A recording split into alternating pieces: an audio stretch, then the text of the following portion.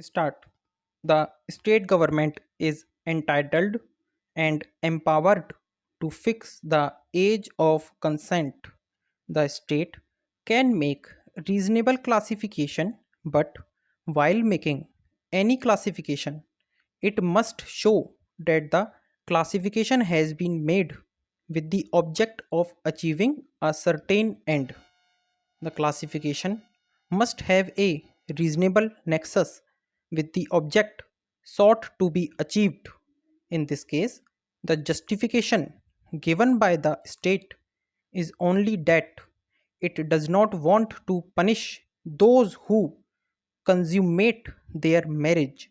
The stand of the state is that, keeping in view the sanctity attached to the institution of marriage, it has decided to make a provision in the nature of exception 2 to section 375 IPC. This begs the question as to why, in this exception, the age has been fixed as 15 years and not 18 years. As pointed out earlier, a girl can legally consent only after she attains the age of 18 years. She can legally enter into marriage only after attaining the age of 18 years. When a girl gets married below the age of 18 years, the persons who contract such a marriage or abet in contracting such child marriage commit a criminal offense and are liable for punishment under the act. Next para. In view of this position, there is no rationale for fixing the age at 15 years.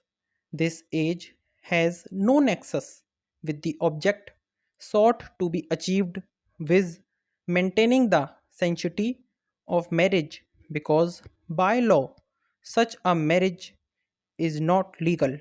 It may be true that this marriage is voidable and not void ab initio except in the state of Karnataka.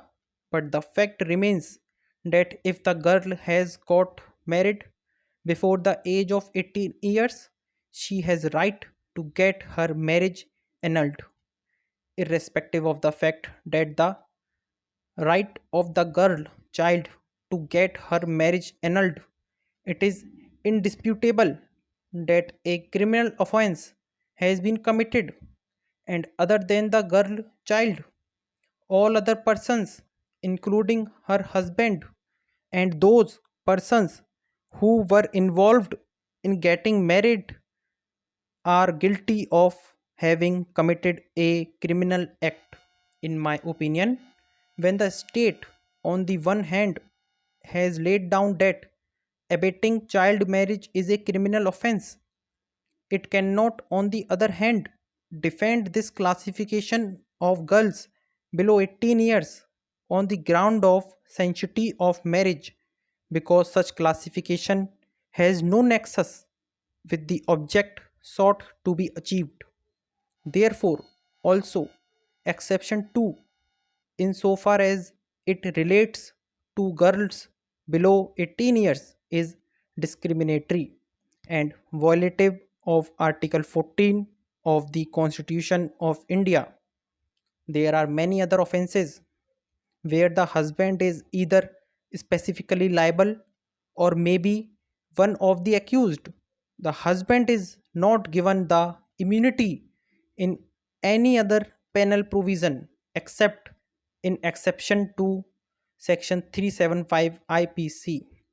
It does not stand to reason that only for the offense of rape the husband should be granted such an immunity, especially where the victim wife is aged below 18 years. Stop.